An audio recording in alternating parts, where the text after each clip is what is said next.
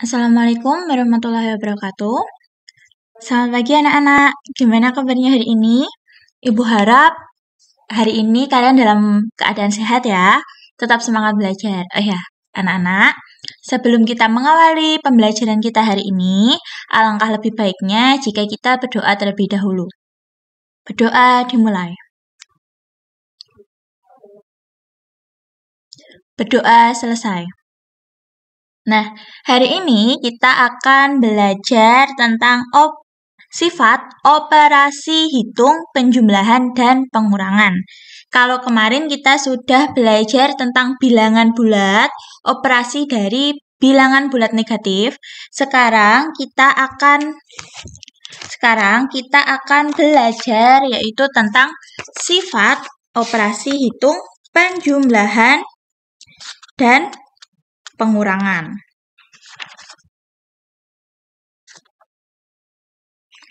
Sifatnya ya, kalau kemarin kan kita sudah belajar tentang operasi hitungnya yang melibatkan bilangan bulat, sekarang kita belajar tentang sifat dari operasinya itu. Kita lanjut.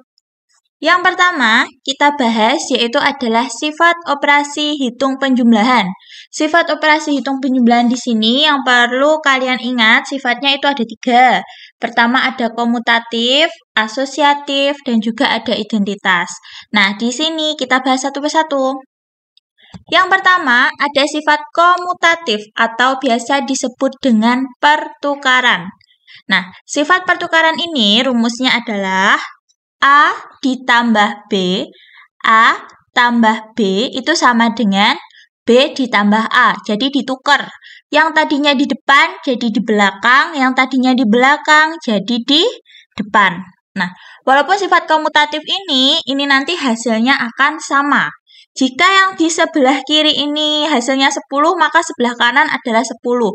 Maka karena hasilnya sama, maka disebut sifat komutatif atau pertukaran. Karena walaupun dia ditukar, tadinya di depan jadi belakang, tadinya belakang menjadi di depan, hasilnya tetap sama. Maka sifat komutatif dalam penjumlahan itu ada. Sekarang kita langsung ke contoh ya, biar lebih mudah, agar kalian lebih paham. Yang pertama, 10 ditambah 40. Sekarang kita gunakan sifat komutatif atau pertukaran. Tadinya di depan jadi belakang, tadinya belakang menjadi di depan, menjadi 40 ditambah 10. Sekarang kita buktikan apakah di sini komutatif dalam penjumlahan ada. Kita buktikan apakah hasilnya sama. 10 tambah 40 hasilnya 50. 40 tambah 10, 50. Nah, karena hasilnya sama, keduanya ini hasilnya sama, maka sifat komutatif dalam penjumlahan itu ada. Lanjut, contoh kedua. 13 ditambah 50. Sekarang coba kalian, menurut kalian, Ibu berikan waktu coba. Menurut kalian, sifat komutatifnya gimana? 13 ditambah 50.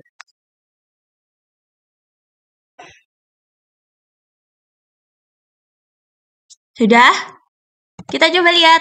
Jadi, 50 ditambah 13. Pinter bisa ya? Hasilnya berapa? 63. Oke, ini contoh-contohnya. Perhatikan baik-baik. Nanti di akhir pembelajaran ini, Ibu ingin kalian masing-masing nanti membuat 5 soal. 5 soal. 5 soal ini udah termasuk dalam sifat penjumlahan, pengurangan, komutatif, dan juga sebagainya. Ya, jadi dipahami betul. Jadi nanti kasih contoh, oke? Lanjut, contoh yang terakhir. 100 ditambah 23. Sifat komutatifnya adalah 25 ditambah 100. Hasilnya berapa? 125. Oke, jadi Ibu ulangi lagi. Sifat komutatif atau sifat pertukaran itu jika keduanya ditukar. Yang tadinya di depan menjadi di belakang, tadinya di belakang menjadi di depan. Dan hasilnya dari semua ini tuh sama. Jika satunya 63, satunya juga 63. Maka ini sifatnya komutatif. Yang satunya 125, satunya juga 125. Maka sifat komutatif. Paham ya? Kita lanjut, sifat penjumlahan yang kedua, ada asosiatif. Asosiatif atau pengelompokan. Di sini rumusnya adalah di dalam kurung A ditambah B tutup kurung ditambah C sama dengan A ditambah dalam kurung B ditambah C tutup kurung. Nah, di sini yang dimaksud dengan pengelompokan adalah tanda kurung di sini.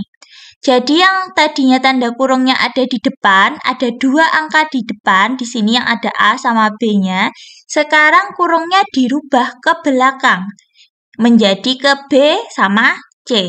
Jadi yang tadinya kurungnya ada di depan, diubah jadi ke belakang. Atau yang tadinya di belakang, diubah jadi ke depan. Inilah yang disebut dengan sifat asosiatif atau pengelompokan.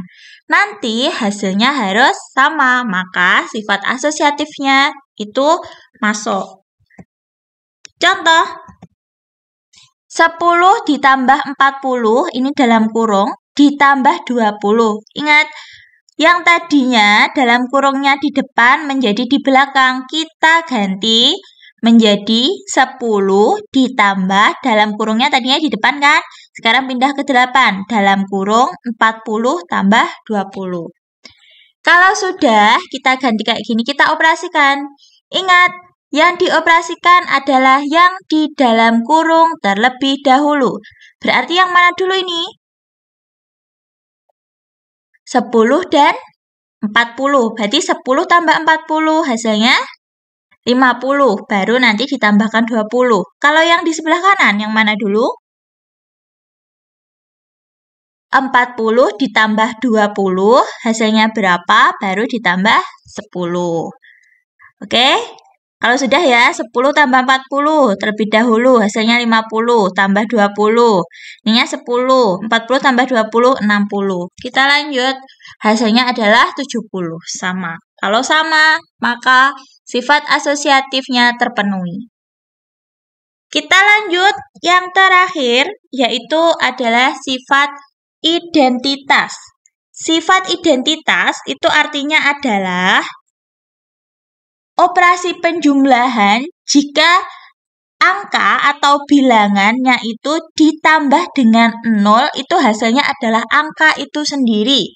Jadi terserah mau angka berapa saja, nanti ditambahkan dengan 0, maka hasilnya itu adalah angka itu sendiri. Itulah yang dimaksud dengan sifat identitas. Kita ke contoh. Misalkan ada bilangan, ada angka 10 ditambah dengan 0. 10 tambah 0 hasilnya 10. Nah, di sini, di angka ini, angka 10 di sini sama sini kan sama. Maka ini disebut dengan identitas. Maka sifat penjumlahan identitasnya terpenuhi. Lanjut, contoh kedua. 33 tambah 0 hasilnya adalah 33. Maka sifat identitasnya terpenuhi. Yang terakhir, 171 ditambah 0 hasilnya 171, tetap ya, karena tetap dia memenuhi sifat penjumlahan dengan sifat identitas. Oke, itu untuk yang sifat operasi pada penjumlahan. Sekarang kita lanjut ke sifat operasi hitung pengurangan. Hampir sama seperti tadi, yang seperti di sifat operasi hitung penjumlahan. Yang pertama, di sini ada sifat identitas. Ingat tadi sifat identitas apa? Kalau tadi penjumlahan, sekarang ke pengurangan. Berarti, angka atau bilangan jika dikurangi dengan 0, hasilnya adalah bilangan itu sendiri. Itulah yang dinamakan dengan sifat identitas. Nah, sekarang kita lihat di sini. Kita lihat contohnya. Contoh yang pertama, di situ ada 10. 10 dikurangi 0, hasilnya adalah 10. Angkanya tetap ya, 10 kurangi 0, hasilnya 10. Karena angkanya tetap, maka disebut dengan sifat identitas. Lanjut, 33 dikurangi 0, 33. Maka identitas 171 dikurangi 0 tetap 171.